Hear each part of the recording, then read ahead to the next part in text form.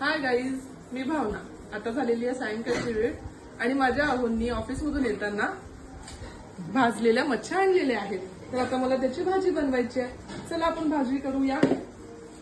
सगळ्यात आधी पॉट ठेवलं गॅसवर आणि मग तेल टाकलं. टाकून झाल्यानंतर तेल गरम झालं आणि मग मी कांद्याची फोडणी देते. कांदा आधीच चिरलेला होता. कांद्याला चांगला आपण परतून घ्यायचं. कांदा थोडा लाल होतपर्यंत त्याला होऊ द्यायचं. नंतर मला याच्यामध्ये अद्रक लसणाची पेस्ट टाकायची आहे ग्रेव्हीसाठी. अद्रक लसणाच्या पेस्टला छान परतून घ्यायचं. परतल्यानंतर थोडंफार अजून टाकते आहे. त्यानंतर त्याच्यामध्ये मी हळद टाकते चवीनुसार.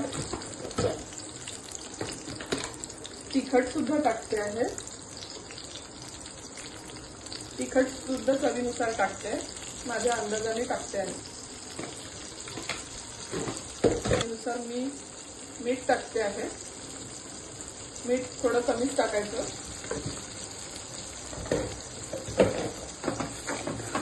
आता याला छान ग्रेव्हीला तेल सुटतपर्यंत परतून घ्यायचं. मिक्स करायचं. मिक्स झाल्यानंतर त्याला एका ताटाने झाकून द्यायचं तेल सुटतपर्यंत.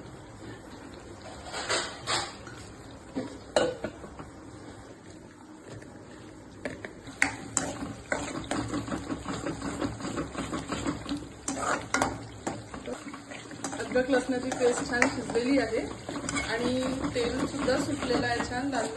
आता आपण थोडंसं सांबाराची फोडणी देऊ.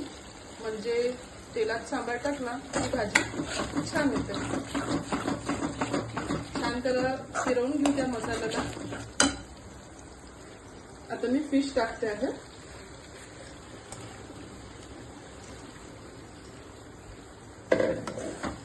मच्छ्या मी आधीच धुवून घेतलेल्या होत्या. स्वच्छ पाण्याने धुवून ठेवलेल्या होत्या. आता त्याला मी मिक्स करते आहे.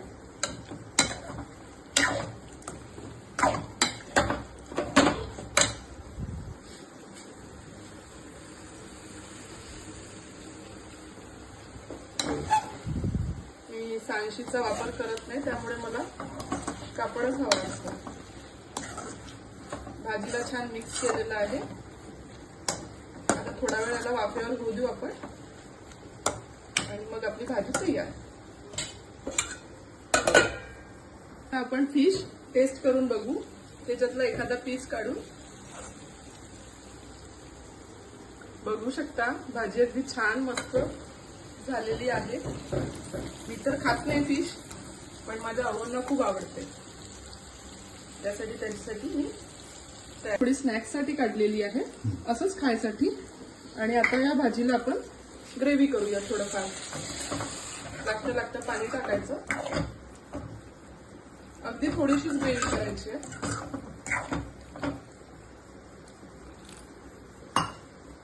आणि थोडं या ग्रेव्हीला थोडा वेळ होऊ द्यायचं. ठीक आहे. आता ही फिशची भाजी पूर्णपणे झालेली आहे. तसं तर फिश लवकरच शिजून जाते, तर तुम्ही बघू शकता किती छान मस्त छान दिसते आहे. अशा प्रकारे मी आज भाजलेल्या मच्छींची भाजी बनवलेली आहे माझ्या आवडीसाठी. Bye bye.